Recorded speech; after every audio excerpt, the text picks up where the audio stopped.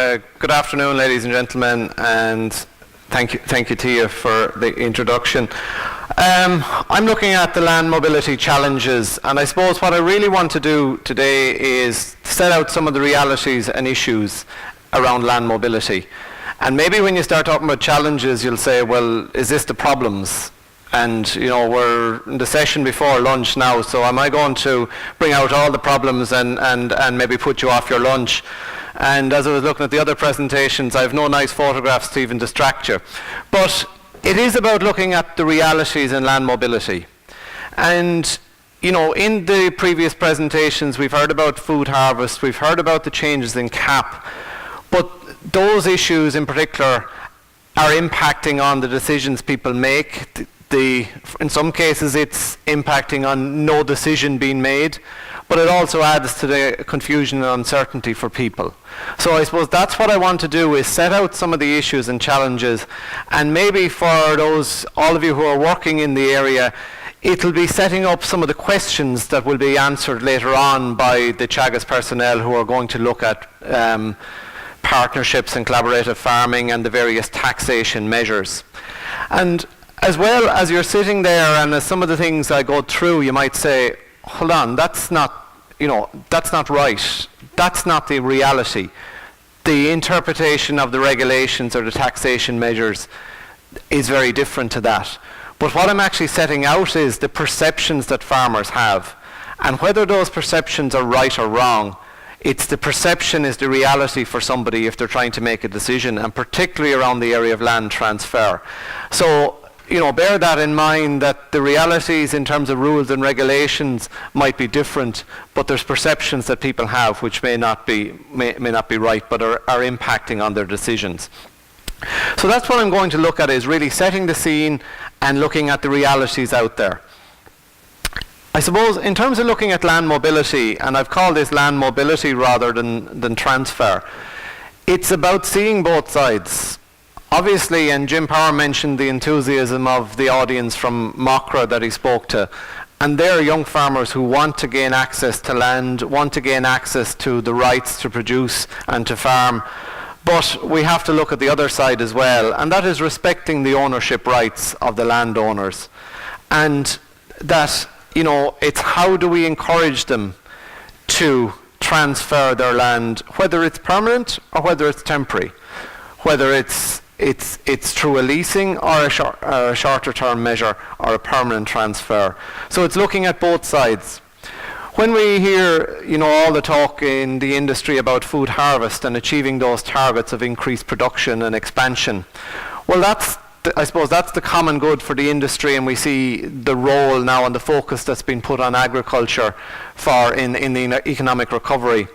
But then we have to look at, that's the common goal, and we can say, and people can argue with it, that a younger farm ownership, younger farm profile will be far more productive. Well, we have to balance that with, again, as I said, the rights of those who own the land. And as we know, when we come to transfer mobility, it's about obviously economic, it's the assets, it's the farm, but it's the social, personal, emotional, psychological issues that we have. And I suppose it's as we all know, it's part of ourselves. It's the link we all have to the land and farmers have. But how to measure that and balance that and the impact that have, because something may make very obvious economic sense, but link that in with land ownership, link it in with personal and issues within the farm household, and the status, because let's face it, we have a status with land ownership, and the status is there, and all that is intertwined. I suppose for too long we've had this very much focus it's been called the signing over. I think if you think of that from a owner's part, like the signing over, the handing over, and the focus on that, rather than the gradual progression of land from the generations. So, do we have a problem? Is it a problem? Because if you look at it, you stood back and look at it from outside of farming, you'd say, well, the land isn't going to disappear. It's always going to be there. It's going to transfer. Okay, you can go into demographics and say that, People are living longer. Farmers are, it's not just a case of somebody when they finish school being able to take over the farm. So, okay, that's demographics. But have we a problem then with land transfer? Because it is going to transfer. It is going to move to another generation. But I suppose when you look at it then, transfer and succession, it burdens the old and the young. Older farmers who want to take action on it. The concern within families if they don't have somebody to take on the farm. The concern then about what am I going to do? How am I going to transfer it? Who am I going to transfer it to? Should I, if there's nobody in the family going to take on the farm, should I lease out the farm? Should I stop farming? So it burdens everyone. And I think we have the targets there for national productivity and the importance of innovation, rejuvenation, young people taking over.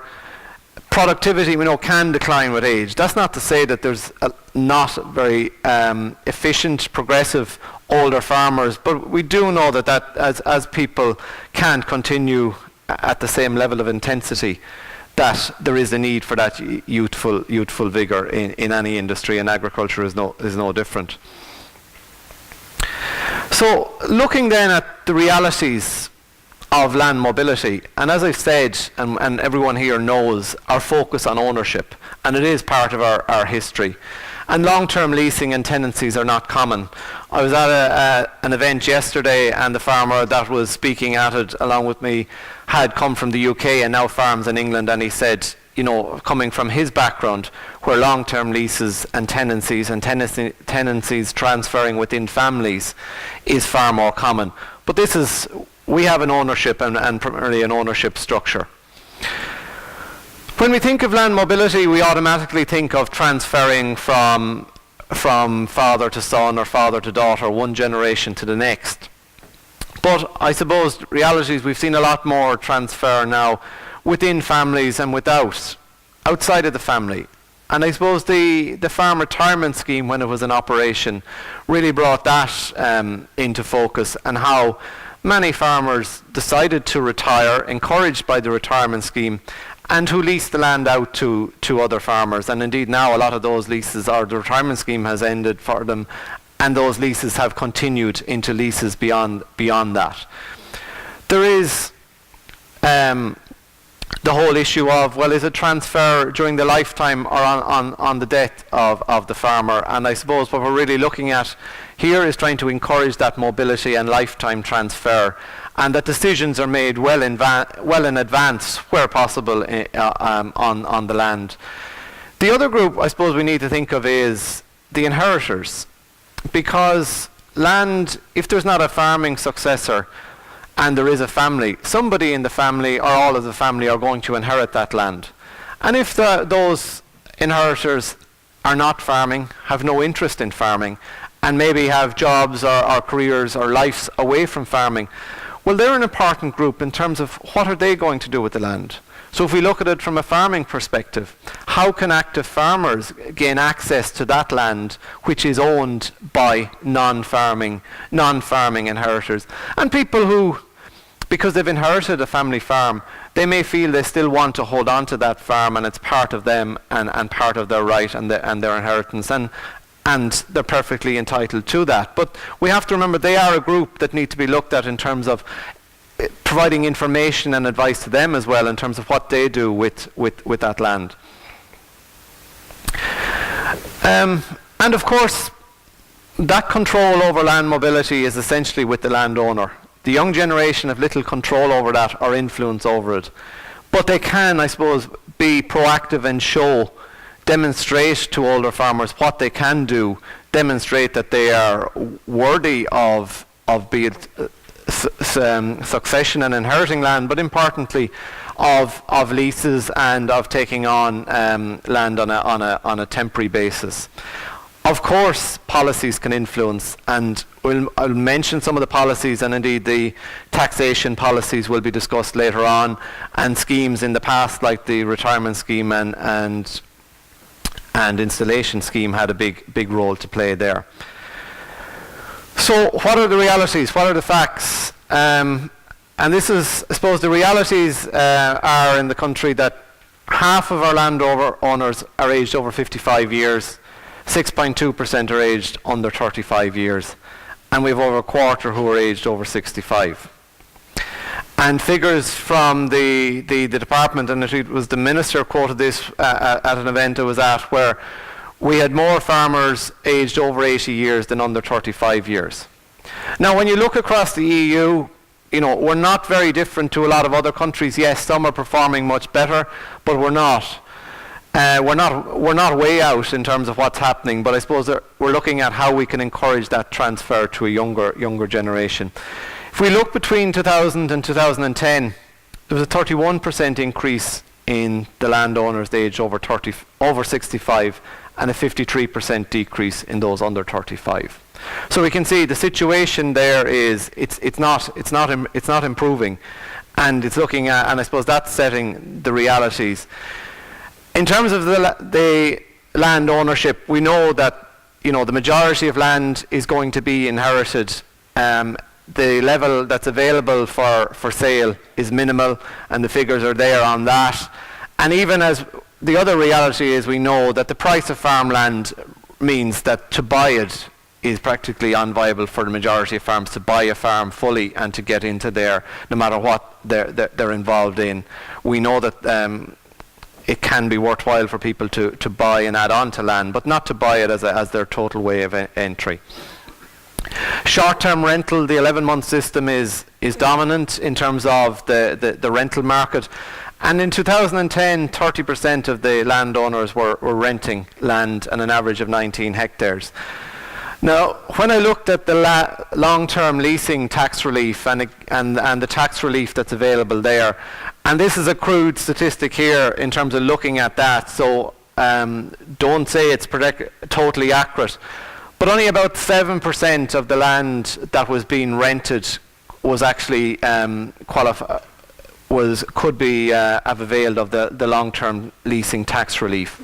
And I think particularly when we look at that figure, it's a very small figure for a relief that's worth a lot to those farm households who avail of it. And yes, there's issues around leasing, but I think particularly it's an important incentive, and how can we encourage more landowners to avail of that.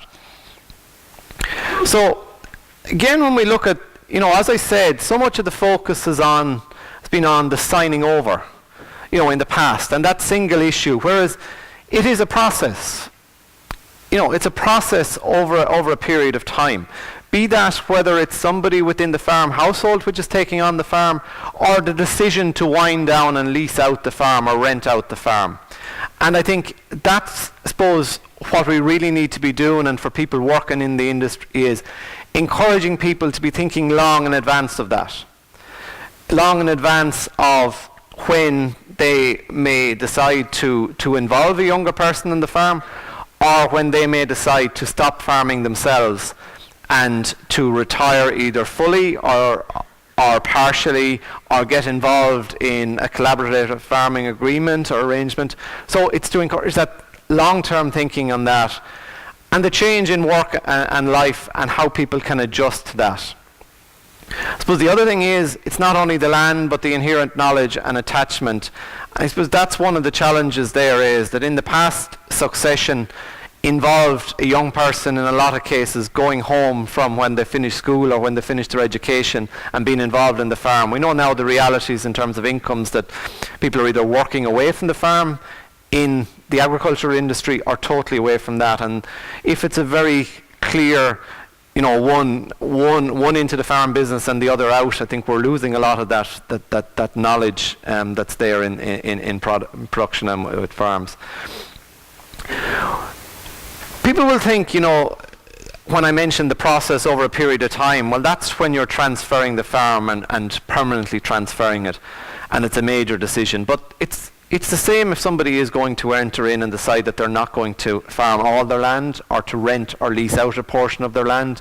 That's a big decision, and requires advice and guidance, and takes time to consider the options and to make those decisions. So again, that's the fact that it takes a long time. I'm going to outline some of the findings from some research, and it involves a number of studies, both the Macra na Pharma report, which involved the Farmers Journal, the IFA and the Department of Agriculture, some of the National Rural Network research, and another piece of work which was done with Ulster Bank and the agricultural consultants. So I'm drawing on those various pieces of work in terms of putting some of the facts and figures again to you on succession.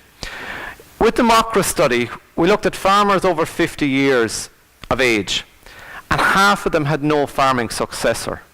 Now, they could have had a successor in the family. They could have had somebody. It wasn't the case of not having anyone to, if you look at it, to leave the farm to. But over half of them didn't have a farming successor, somebody who was going to take on the farm either within the family or another successor. And we see that, as you can expect, those figures rise for those who are not married. Those who are married were more likely to have a successor, those who weren't. And again, those with children. So again, it's looking at really the traditional route from parent to child. But I think it's the biggest look at those who don't have the successor. For those who might have think the attitudes were changing towards succession and inheritance, of those who had named successors, farming successors, 89% were male, and 11% were female. And that is a big issue there in terms of that succession and transfer to daughters in particular. For those who had successors, 77% said they had no concerns about succession. You could say that's fine, they already have a successor.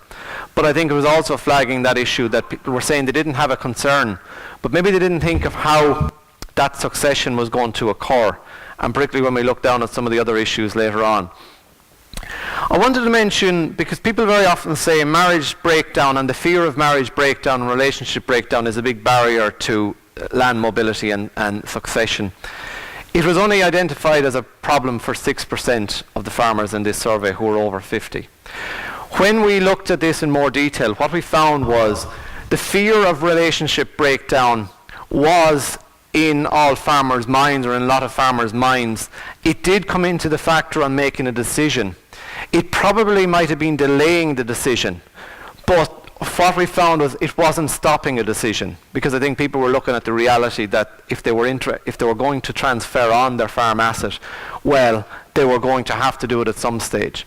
So marriage and relationship breakdown was more of a fear, which I would say was delaying things a little bit, but it wasn't actually a barrier there. When were people going to make the transfer? I think it's important to remember on this is people who said they had a farming successor. 37% said it was going to be a life transfer. 27% said it was going to be in their will.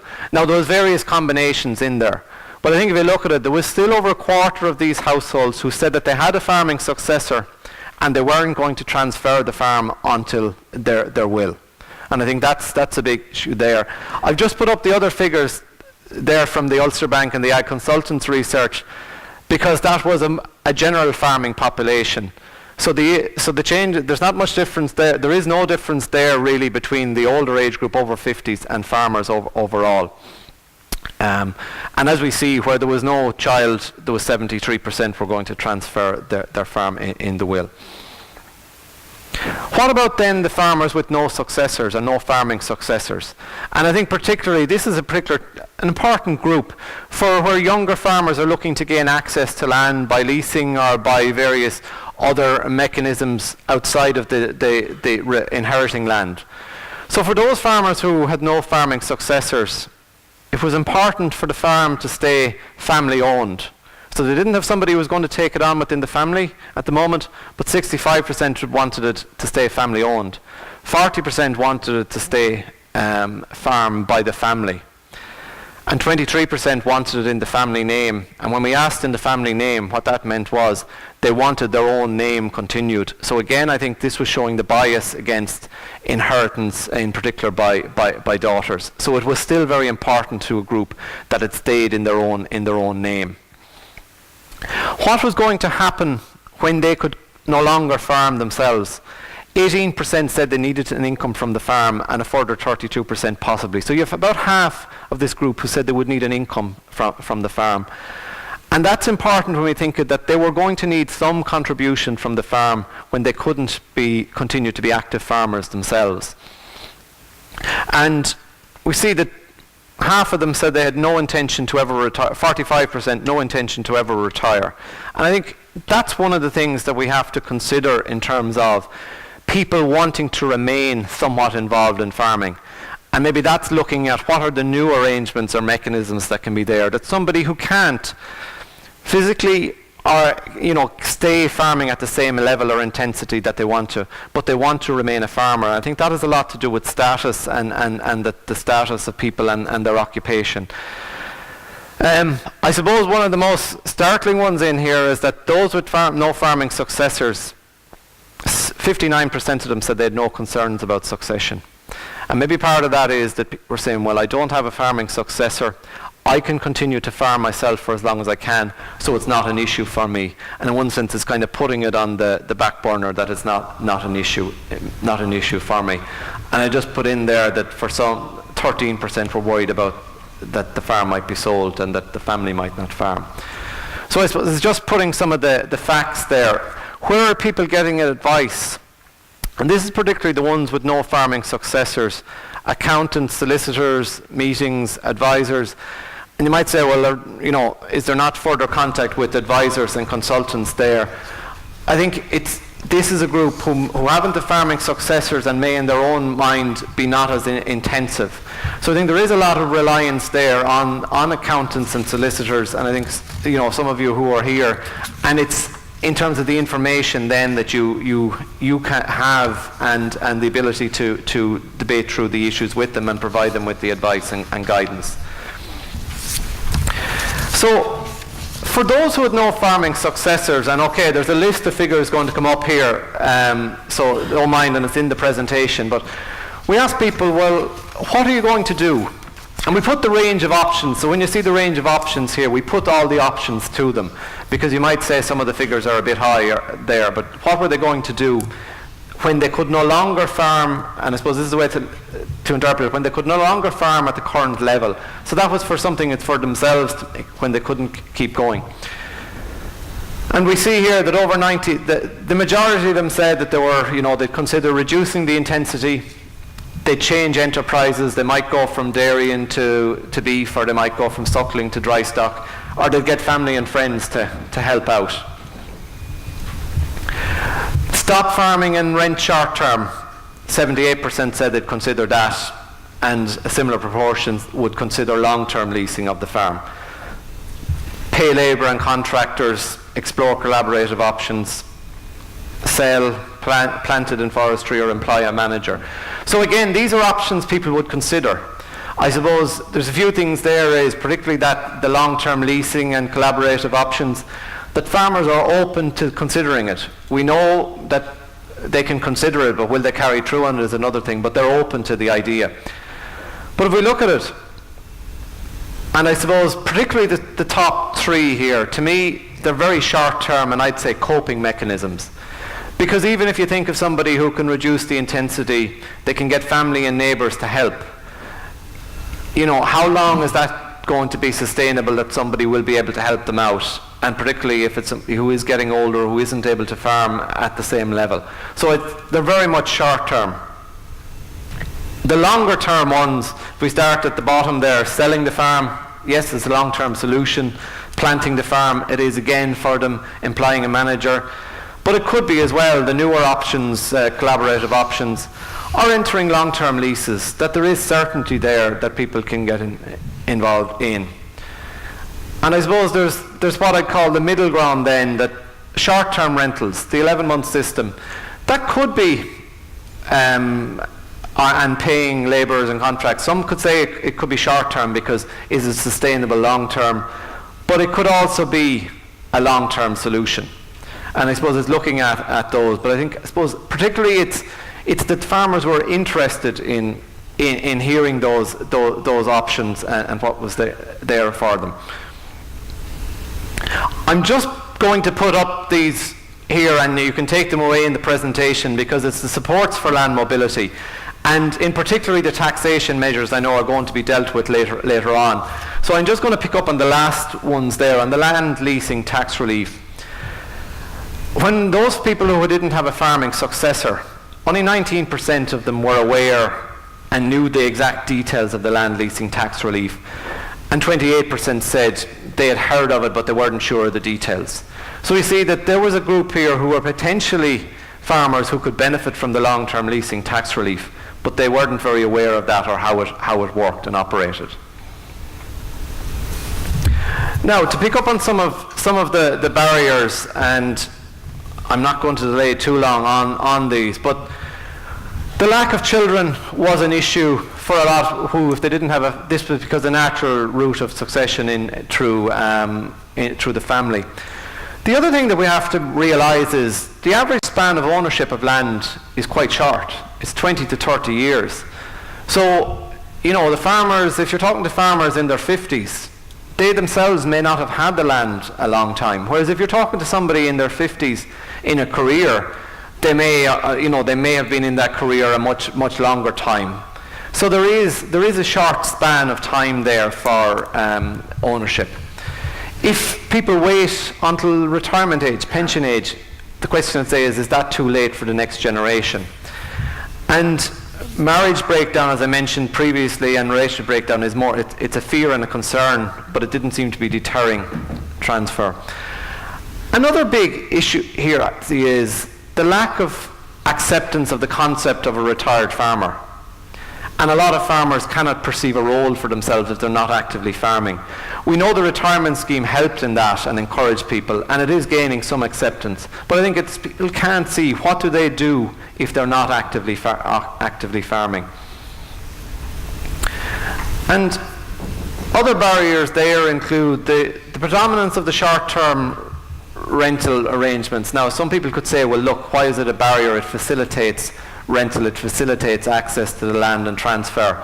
But it's limiting that longer term leasing, it's limiting long-term planning. And there is that reluctance to face up and make decisions. And for a lot of people, as I said, there's a lack of awareness of the support and incentives that are there. The cap payments over the years are both a positive and a negative. Some activated them and retired and leased them out, while others are afraid of making decisions for fear of what's coming in the next agreement and is that going to rule me out. And I think as has been outlined there, that the top up for young farmers may encourage some transfers over the next few years. Obviously there's income pressures, and we all know that inability of the farms to support two incomes. And that is, within families, that is going to affect the transfer and the decision because there's not enough income there for people. But how do we plan on that? And I suppose it's encouraging, you know, in particular maybe it's the younger farmers to look at, well, are there other options there in terms of income that could even be useful for a number of years? And as well addressing the inadequate pension provision and addressing that at an earlier age, encouraging people about planning for retirement and planning for that, and careful consideration of their options. Another issue there is the whole issue of family settlements. And this was one of the things in another piece of work we looked at, that 31% of families expected to make settlements to the others in the family when they were making decisions on the farm. And 32%, another 32% possibly. And I think again, but this was really only considered when succession was coming about. So, and it involved sites, it involved financial payments, it involved land. But in particularly if you look in there in terms of financial payments, and that's impacting, that as the farm is going to be transferred to somebody, there is the ability to make financial payments to others in the family. So again, it's the planning for that in years, I suppose it's years in advance. I'm just going to mention a few other barriers and then I pick up on long-term leasing. There is a low uptake in the tax relief. People need to be convinced of the merits of it. And there was a lot of myths there about losing rights and entitlements and that to long-term leasing, which needs to be addressed. Later on you're going to hear and see some practical case studies and on partnerships, collaborative farming arrangements. And I suppose I want to put up this slide and I want to talk through it. And by putting it up, the first thing I'd say is I'm not here to say that partnerships and collaborative arrangements are not good for farmers. But if you're dealing with farmers and you're encouraging them, some of the issues that you're going to come against in terms of encouraging them into partnerships, I wanted to set them out here. And that's, a mindset still has to be changed in terms of that sharing of assets and sharing of productive assets, and encouraging farmers to consider that. And there is a lot of convincing to be done there, despite the merits that people see in farm partnerships. And that fear of sharing the assets, but also having to share the risk and the liabilities of other farmers that you involve with.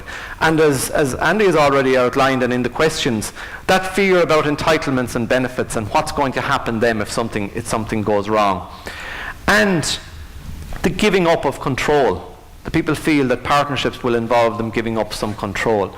So these are some of the issues that you need to be able to counter, and maybe some of the things that you need to keep in mind as the presentations are going through later on in the afternoon. And to be able to gain that knowledge to convince people of, well, look, this is an option for you and this is an opportunity for you. So the last two slides are about, well, how do you address the barriers? And I suppose it's about, when you're working in the industry, it's about the information and encouraging farmers to consider their options. Because I think for too long the decisions are being made, yes, if somebody has a younger person in the family who's going to take on the farm, they're thinking about that. But if they haven't, the decision is being left very late, and then it's kind of, what do I do? Or decisions are being made in times of crisis, when the farmer gets sick or the farmer is no longer able to farm, or at a time when, if it's the landowner dies and their family or their wife in particular is left with, what do I do now if they can't farm the land themselves? So it's encouraging that discussion and exploration of options, and particularly the concept of retirement, and that it's acceptable as a farmer to retire and to step back from that. And encouraging young people and their parents to look beyond the family farm for entry. Because that might be, if we look in circumstances, that might be a gap of 10 or 15 years from when a younger person completes their agricultural education to when they can actually get management control or again, an income from the farm at home. So looking at how to bridge that gap. And looking at the options there for collaborative farming and getting the information and guidance from Teagasc in particular on that. And the benefits of the taxation system that are there. And indeed, Macra and Afirma now have launched their land mobility service and I know that's a pilot basis in Kilkenny, Roscommon and Cork. And that can play a role, and I think can play a role in gaining information both for farmers and farm families, but for yourselves working there. In terms of the advice and information, the importance of looking at both generations and the wider family. Those with successors and none, and there's a different message there and information that's needed for those with successors and those who haven't. For those with successors, it's that long planning phase and thinking long in advance of the consequences and being aware of all options, but in particular I think has been preparing for, if family settlements are something that a family consider important to them, planning for that and being able to manage that as well as the farm transfer. If there's not a successor, well then the information on all the options that are there, be that renting, be it the various collaborative arrangements, and considering people to look at the options both long and short term and what's best for them, and in particular addressing those concerns and fears. And I think most of all it's encouraging the clients, people you're in contact with, to look at options, to attend the various information meetings and seminars, and to look at the best practice examples and case studies. And just to finish up, younger people as well. Jim Power mentioned the enthusiasm of people involved in Macra, but they need to be able to convince older farmers too that they're worthy of, if we're convincing you on leasing or new arrangements, and maybe it's explore new ideas. Payments, people say, well, you bet your rental payment once a year. Well, what about considering monthly payments? What about looking at new ideas there and that? And as well as that, on inheritance, I think particularly to challenge the views on inheritance and succession with regard to daughters within the family. And I think it's, the last point I'd say is there is a lot of reliance there on solicitors and accountants for information. and says, have you sufficient information? If not, well then it's events like this and the information to be gathered from Teagasc and from consultants and experts in this area that will give you that information to inform those in contact with you. And I suppose it's most of all for everyone here, it's about the efforts in serving farmers and to keep those up and to me, it's put the options in front of people, put them in front of them in timely so decisions can be made. Thank you and sorry for the overrun. Thanks, Pat.